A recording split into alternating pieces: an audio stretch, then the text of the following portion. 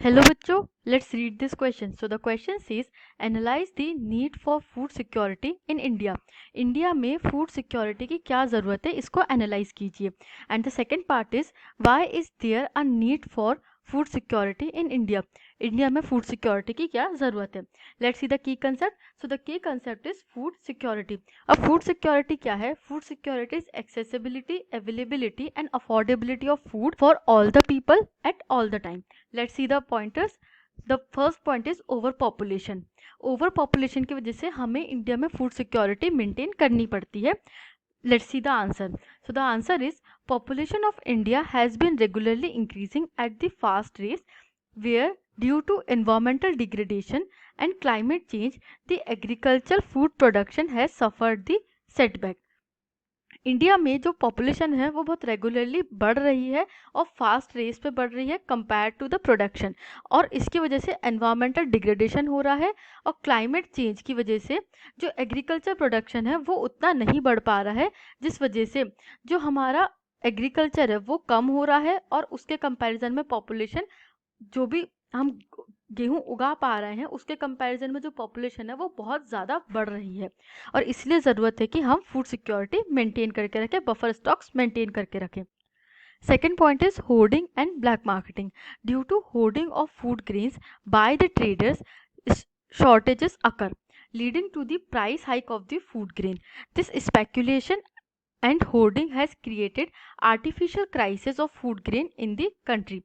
अब क्या होता है, जब भी सीजन आता है तो यूजुअली ट्रेडर्स क्या करते हैं, वो फूड ग्रेन्स को होर्ड कर लेते हैं और उनको ब्लैक मार्केट में बेचने लगते हैं, ताकि होर्ड करके रख लेंगे तो एक शॉर्टेज क्रिएट हो जाएगा, एक आर्टिफिशियल शॉर्टेज क्रिएट होगा जिससे कि चीज़ों का प्राइस बहुत ज़्यादा हाई हो जाएगा. और इस स्पेक्यूलेशन और होर्डिंग की वजह से एक artificial crisis of food grains create होता है जो कि कंट्री को फूड इनसिक्योर बनाता है. The third point is corrupt administrative practices. Due to corrupt practices by the administrative authorities, the government policies to improve food situation have been failed. अब क्या होता है, अगर एडमिनिस्ट्रेटिव सिस्टम आपका करप्ट है, आपके एडमिनिस्ट्रेटिव अथॉरिटीज करप्ट है, तो अगर गवर्नमेंट कोई बेटर पॉलिसी भी लेकर के आ रही है फूड सिचुएशन को इम्प्रूव करने के लिए तो वो फेल हो जाती है. Fourth point is unequal production of food grains. Most of the food grains are produced in some agriculturally prosperous states like Punjab and Haryana. It becomes very difficult to transfer food grains from one region to another. अब क्या होता है, एक unequal production होता है food grains का, because India में geographical uniqueness नहीं है, जोग्राफिकल ऐसा इक्वालिटी नहीं है, कहीं पे एग्रीकल्चर ज़्यादा अच्छा होता है, कहीं पे कोई और फिशिंग एक्सेट्रा प्रैक्टिसेस ज़्यादा अच्छी होती है. तो हरियाणा और पंजाब जैसे एग्रीकल्चरली प्रॉस्परस स्टेट्स में काफ़ी ज़्यादा एग्रीकल्चर होता है, वहाँ पे फूड ग्रेन प्रोडक्शन अच्छा होता है, और वहाँ से जो डेफिसिट एरियाज़ है वहाँ पर ट्रांसफ़र करना एक अनदर रिस्ट्रिक्शन आ जाता है फूड सिक्योरिटी के इंश्योरेंस में.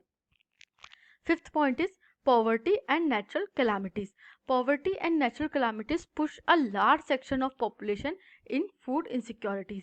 अब पॉवर्टी एक बहुत बड़ा फैक्टर है फूड इनसिक्योरिटी का, और कहीं पे नेचुरल कैलामिटीज़ आती हैं तो वहाँ के जो लोग हैं अगर वो फूड सिक्योर होंगे भी, उनको रेगुलर डेज में अगर खाना प्रॉपर मिल भी रहा होगा, तो ड्यू टू नेचुरल कैलामिटीज़ वो भी फूड इनसिक्योर हो जाते हैं. I hope you understood this question. Thank you and best of luck.